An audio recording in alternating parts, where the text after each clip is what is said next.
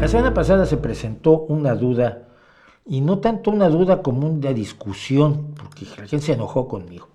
Yo comenté, cuando alguien habló acerca de las primeras universidades, tratan siempre de darle un gran protagonismo a la Iglesia Católica, o a la Iglesia Cristiana, antes del catolicismo, en la Edad Media, antes del cisma de los protestantes. Se intenta darle a la Iglesia, pues en general, a la Iglesia Cristiana, un enorme protagonismo porque fundaron las primeras universidades. Y yo dije, pero eran universidades dedicadas a la religión. No digas que la Iglesia Católica fundó universidades como las universidades que tenemos hoy, donde se enseñan un montón de cosas a las que la Iglesia se opuso en su momento, a la física, a la cosmología, a la biología, a la medicina. Se opuso a la evolución, se opuso a Newton, se opuso a Galileo, se ha opuesto siempre a todo lo que represente un avance y que arrincone a su Dios en un lugar donde no moleste, porque el resto del universo, pues ya lo explicamos de otro modo, y no con su Dios. Entonces, bueno, se pusieron conmigo, tú te equivocas, pero fueron tan importantes las universidades. Luego me empiezan a citar universidades de la Edad Media tardía, cuando empiezan a aparecer otras disciplinas que entran en las universidades. Sí, la razón y la ciencia tomaron por asalto las universidades, pero no era esa la pretensión de la Iglesia. Bueno, entonces, pues vamos a documentarnos sobre las universidades para hablar sobre ellas. Fue lo que pensé, es lo que siempre pienso, hay que documentarse. Las primeras universidades. Bueno, primero que nada, la primera universidad del mundo es la Al-Qarawiyyin, fundada en 895 en Fez, en Marruecos, y sigue impartiendo clases el día de hoy.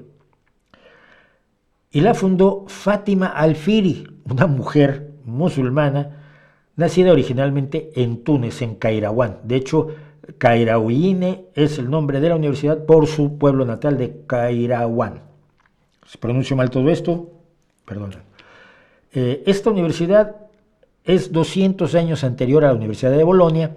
¿Qué les gusta decir que es la primera universidad? No. La primera universidad fundada por cristianos europeos fue la de Bolonia. No era en realidad una universidad fundada, fue un grupo de estudiantes que se fueron formando lo que llamaban un studium, y ellos le pagaban directamente a los profesores, no había un estamento, un establecimiento institucional. Se desarrolló con el tiempo. Pero los studium de Bolonia se unieron, y por eso se usan, por cierto, se llama el programa Bolonia, algunos de los programas de la Unión Europea para los estudiantes. Fundamentalmente fue para enseñar el derecho canónico y derecho civil. Derecho canónico son las leyes de la Iglesia, porque la Iglesia tiene sus leyes, y luego durante muchos siglos los tribunales civiles no podían juzgar a los clérigos tenían que ser juzgados por juzgados canónicos, es decir, por tribunales armados con gente que supiera derecho canónico, curas, obispos, arzobispos, etc. De hecho, la Universidad de Bolonia se creó en gran parte con el objetivo de estudiar el Digesto, texto central del derecho romano, que había sido redescubierto en Italia en el 1070, y esta universidad fue central en el desarrollo del derecho romano medieval, y del derecho romano viene gran parte del derecho que vivimos actualmente en todo el mundo, junto con el derecho germánico. Pero al paso del tiempo, esta universidad y otras se centraron en la enseñanza de 7 materias, que eran las mismas que se les enseñaban a los patricios romanos. Se llaman el trivium, de 3, el trivio, que son las artes menores, y el quadrivium, de 4, que son las artes mayores. El trivium, enseñaban gramática. Pero espérate, no te enseñaban como a ti te enseñan gramática.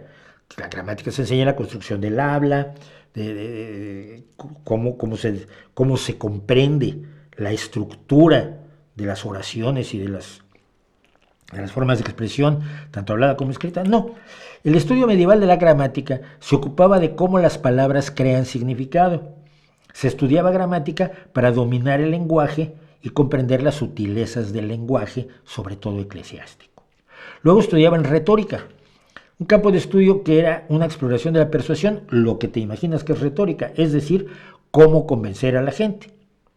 La disposición de las palabras y la presentación de la información eran el núcleo de un buen argumento persuasivo. No buscas la verdad, buscas convencer al otro. Esto es fundamental cuando estás haciendo precisamente proselitismo religioso. Y lógica o dialéctica, que era la base para el aprendizaje y la enseñanza del principio de la lógica, se basaban en la teoría de que el debate es un componente integral del proceso de aprendizaje. Esto muchos lo creen todavía.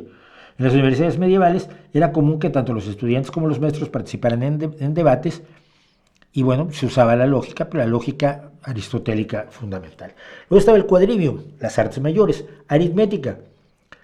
No era aritmética como la que tuvo examen de matemáticas hoy, anda en cuadráticas y cosas así. No, la aritmética medieval se ocupaba de la filosofía de los números, no de los principios de las operaciones entre números. Las proporciones y las relaciones eran más importantes que las sumas y los productos.